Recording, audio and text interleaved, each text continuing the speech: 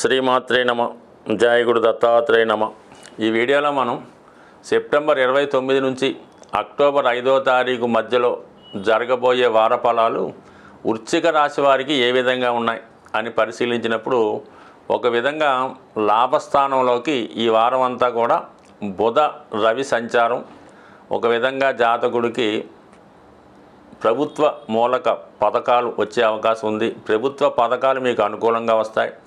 ఈ రాశిలో ఏర్పడినటువంటి బుధాదిత్య యోగం, బుధుడు ఉచ్చస్థానంలో ఉండడం వలన ఖచ్చితంగా ఈ వృశ్చిక రాశి వారు అదనపు ఆదాయం కొరకు చేసే ప్రయత్నాలు ఫలిస్తాయి. కొత్తగా ఏదైనా వ్యాపారం ప్రారంభిద్దాం అనుకున్న వాళ్ళు ఈ వారంలో నిరభ్యంతరంగా మీ కొత్త వ్యవహారాలు స్టార్ట్ చేయొచ్చు.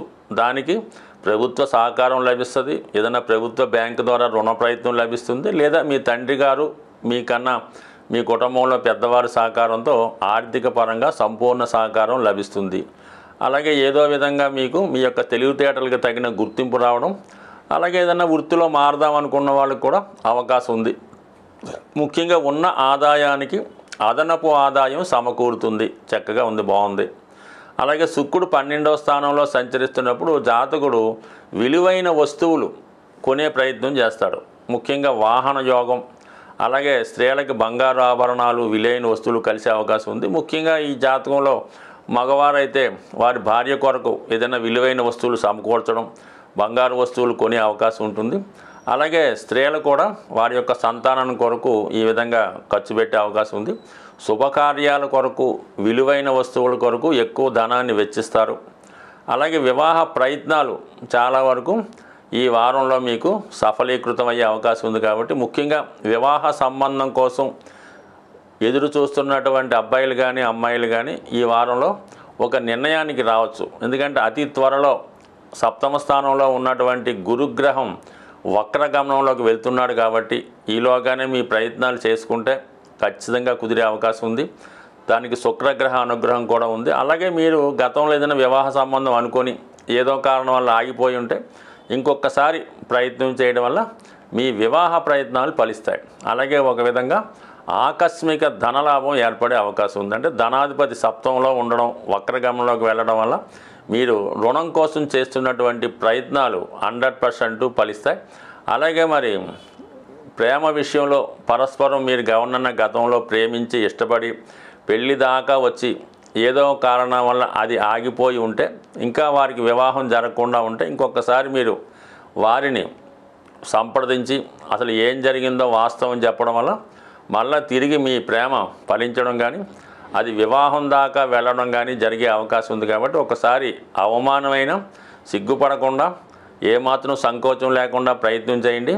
మీ మనసులో ఉన్నటువంటి వాంఛ నెరవేరుతుంది. అలాగే భార్యాభర్తలు కూడా ఎడబాటులో ఉన్న ఈ సమయంలో మీరు రాజీ మార్గం ద్వారా వారిని పరిచయం చేస్తే తిరిగి దూరమైనటువంటి భార్యాభర్తలు ఏకమయ్యే అవకాశం ఉన్నది. అంటే ముఖ్యంగా ఇవన్నీ అనుకూలంగా ఉన్నప్పుడు కూడా చతుర్థంలో ఉన్నటువంటి శని భగవానుడు మనసుకి కష్టం కలిగించే వార్తలు వినవలసి వస్తుంది.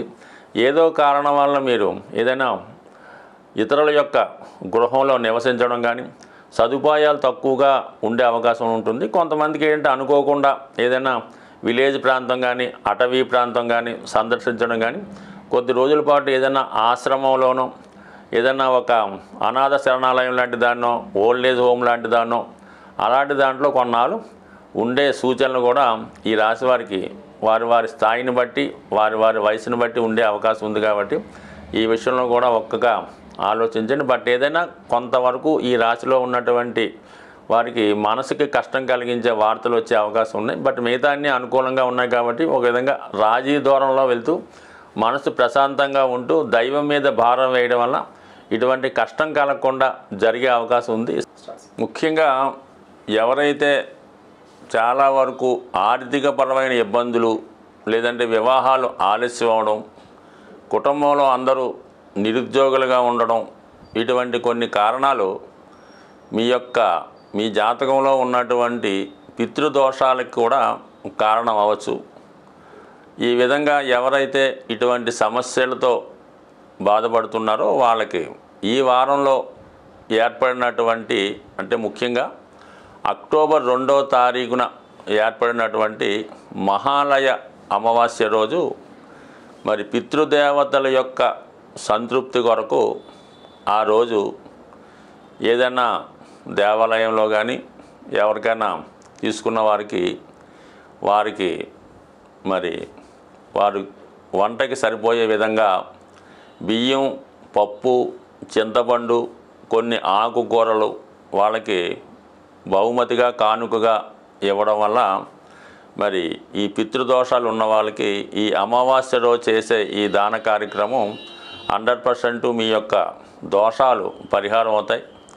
అలాగే మీ కుటుంబంలో ఉన్నటువంటి సమస్యలు కూడా చాలా వరకు సాల్వ్ అవుతాయి. ఈ విధంగా చేయలేని వారు కనీసం ఆ 2వ తారీఖు అక్టోబర్ 2వ తారీఖు అమావాస్య రోజు ఏదైనా గోశాలకు వెళ్ళి కానీ లేదంటే మీ సమీపంలో ఉన్నటువంటి గోవుకి ఏదో విధంగా ఒక నానబెట్టినటువంటి నవధాన్యాల్లో ఏదో ఒకటి, ముఖ్యంగా గోధుమలు కానీ లేదంటే శనగలు కానీ నానబెట్టి విధి విధానంగా గోవుకి బెల్లంతో కలిపెట్టి ఆ గోవుకి ప్రదక్షిణ చేయడం వల్ల ఖచ్చితంగా కూడా మీకు ఈ విధంగా ఉన్నటువంటి దోషాలు పరిహారమై అద్భుతంగా రాబోయే సంవత్సరం అంతా కూడా మీకు మంచి ఫలితం ఇవ్వడం జరుగుతూ ఉంటుంది. అంటే కొన్ని రోజుల్లో చేసే కార్యక్రమాలు విశేషమైనటువంటి ఫలితాన్ని ఇవ్వడం జరుగుతుంటుంది.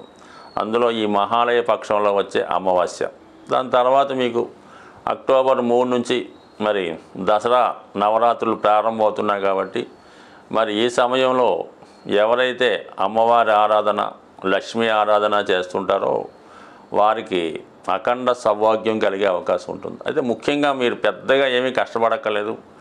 ఈ 3వ తారీఖు నుంచి ప్రారంభమయ్యే నవరాత్రి రోజు చక్కగా ఒక మంచి టైం మీరు ఎన్నుకొని, అది వీలైతే ప్రాతకాల వేళ సూర్యోదయానికి ముందుగానే మీరు మీ యొక్క కాలకృత్యాలు తీర్చుకొని మీకు ఇష్టమైనటువంటి ఏదో ఒక భగవంతుడు సంబంధించినటువంటి శ్లోకాన్ని లేదంటే అందరికీ సౌభాగ్యాన్ని, ధనాన్ని ఇచ్చే కనకదార స్తోత్రాన్ని ప్రతిరోజు ఒక నిర్దిష్టమైన సమయంలో నవరాత్రులు ముగిసే వరకు కూడా సుమారుగా ఈ 9 రోజులు విధి విధానంగా దాన్ని పారాయణ చేయడం కానీ లేదంటే శ్రద్ధగా వినడం చేయడం వల్ల సాధ్యమైనంత వరకు ఈ 9 రోజులు నియమంగా ఉంటూ సాత్విక ఆహారం తీసుకుంటూ ఎటువంటి అసాంఘిక కార్యక్రమాలు, ఎటువంటి వ్యసనాలకి లోను కాకుండా కేవలం సాత్విక ఆహారం తింటూ నియమంగా ఉండడం వల్ల ఖచ్చితంగా మీకు మంచి సమయం మారుతుంది.